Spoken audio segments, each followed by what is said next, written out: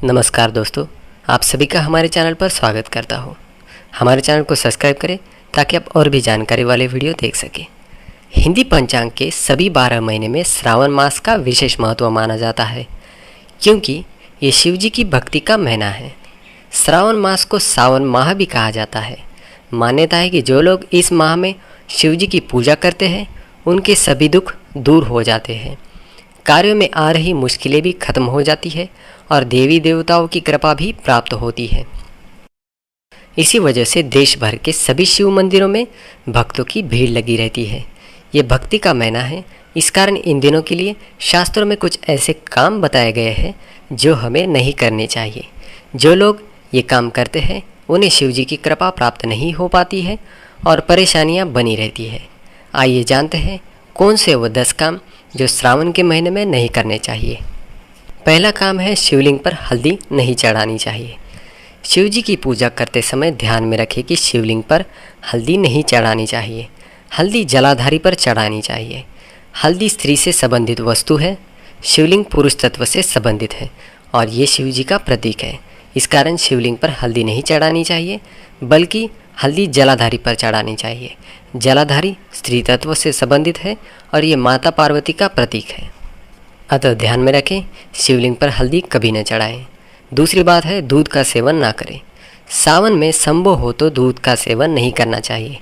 यही बात बताने के लिए सावन में शिव जी का दूध से अभिषेक करने की परंपरा शुरू हुई है। वैज्ञानिक मत के अनुसार इन दिनों में दूध वात बढ़ाने का काम करता है। अगर दूध का सेवन करना हो तो खूब उबालकर प्रयोग में लाना चाहिए। कच्चा दूध प्रयोग में नहीं लाना चाहिए। सावन में दूध से दही बनाकर सेवन कर सकते हैं, लेकिन भाद्रपद मास में दही से परहेज रखना चाहिए, क्योंकि भाद्रपद मास में दही सेहत के लिए हानिकारक होता है। अतः ध्यान में रखें श्रावण के महीने में दूध का सेवन कभी न करें। तीसरी बात है, सावन में हरी पत्तेदार सब्जी खाना वर्जित है। स्वास्थ्य की रक्षा के लिए सावन में कुछ चीज़ों को खाना वर्जित बताया गया है। ऐसी चीज़ों में पहला नाम साग का आता है, जबकि साग को सेहत के लिए गुणकारी माना गया है। लेकिन सावन के महीने में साग में वात बढ़ाने वाले तत्वों की मात्रा बढ़ जाती है, इसलिए साग गुणकारी नहीं रह जाता है। यही कारण है कि सावन के महीने में साग खाना वर्जित माना गया है। दूसरा कारण यह भी है कि इन दिनों में कीट पतंगों की संख्या बढ़ जाती है और साग के साथ साथ घास फूस भी उगने लगते हैं, जो सेहत के लिए हानिकारक होते हैं। साग के साथ मिलकर हानिकारक तत्व हमारे शरीर में नहीं पहुँचे, इसलिए सावन में साग खाने की मनाही की गई है। चौथी बात है, सावन में बैंगन खाना वर्जित है। सावन के महीने में साग के बाद बैंगन भी एक ऐसी सब्जी है जिसे खाना वर्जित माना गया है। इसका धार्मिक कारण यह है कि बैंगन को शास्त्रों में अशुद्ध माना गया है। यही वजह है कि कार्तिक महीने में भी कार्तिक मास का व्रत रखने वाले लोग बैंगन की सब्जी नहीं खाते हैं। वैज्ञानिक कारण यह है कि सावन के महीने में बैंगन में कीड़े अधिक लगते हैं। ऐसे में बैंगन का स्वास्थ्य पर बुरा प्रभाव पड़ सकता है, इसलिए सावन के महीने में बैंगन नहीं खाना चाहिए। पांचवी बात है, बुरे विचार ना करें। सावन माह में किसी भी प्रकार के बुरे विचार से बचना चाहिए। बुरे विचार जैसे दूसरों को नुकसान पहुंचाना, काम वासना की भावना से उत्तेजित होना, दूसरों की बुराई करने के लिए योजना बनाना, अधार्मिक काम करने के लिए सोचना, स्त्रियों के लिए गलत विचार करना आदि, इस प्रकार के विचारों से बचना चाहिए। अन्यथा शिव जी की पूजा में मन नहीं लगा पाएंगे। मन बेकार की ही बातों में उलझा रहेगा। शास्त्रों में स्त्रियों के लिए गलत बातें सोचना महापाप बताया गया है। सावन माह में अच्छे साहित्य या धर्म संबंधी किताबों का अध्ययन करना चाहिए, इससे बुरे विचार दूर हो सकते हैं। छठी बात है, इन लोगों का अपमान न करें। सावन माह में इस बात का ध्यान रखें कि बुजुर्ग व्यक्ति, गुरु, भाई बहन, जीवन साथी, माता पिता, मित्र और ज्ञानी लोगों का अपमान ना करें। शिव जी के माह में इस बात का पालन जरूर होना चाहिए, अन्यथा शिव जी की कृपा प्राप्त नहीं हो पाती है। शिव जी ऐसे लोगों से प्रसन्न नहीं होते हैं जो यहाँ बताए गए लोगों का अपमान करते हैं। ये सभी लोग हर स्थिति में सम्मान के पात्र हैं, हमेशा इनका सम्मान करना चाहिए। सातवीं बात है, सुबह देर तक नहीं सोना चाहिए।